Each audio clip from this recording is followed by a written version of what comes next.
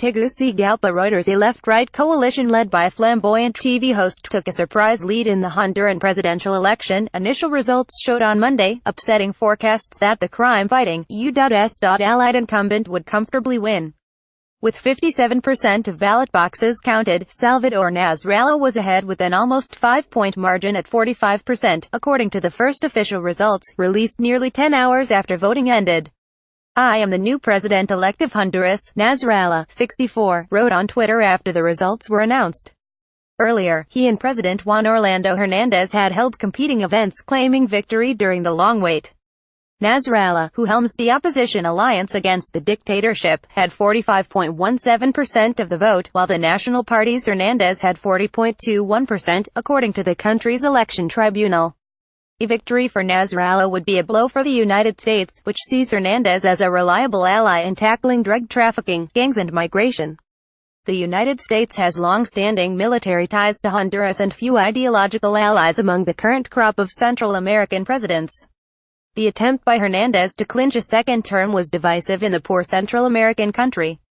Honduras is still trying to overcome the after-effects of a 2009 coup that ensued when former President Manuel Zelaya, an ally of late Venezuelan leader Hugo Chavez, proposed a referendum on lifting term limits. Zelaya was at Nasralla's side on Monday morning. As coordinator and many believe the true power in the alliance, Zelaya would be a major beneficiary if Nasralla wins. Zelaya was ditched amid fears he was plotting to adopt socialist policies in Honduras, a country where a conservative business class wields enormous power.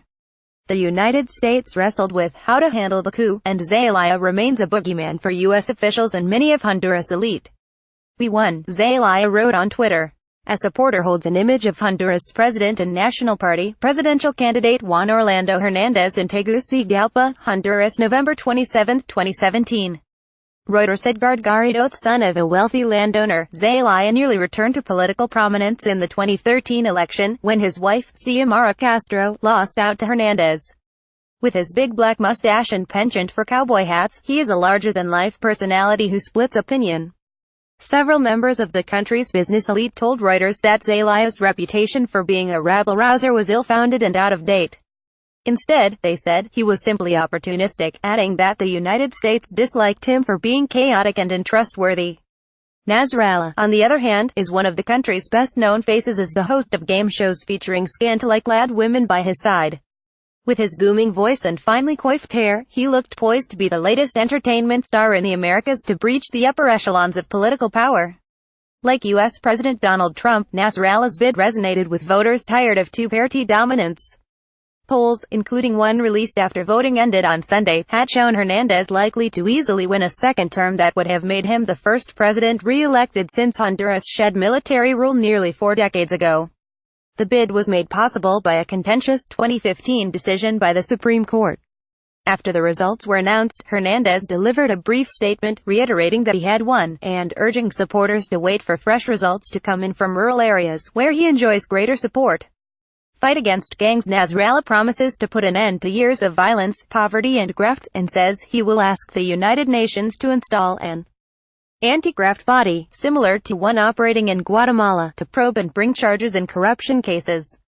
He would maintain the military police created by Hernandez but wants to start a community police force to work in violent slums.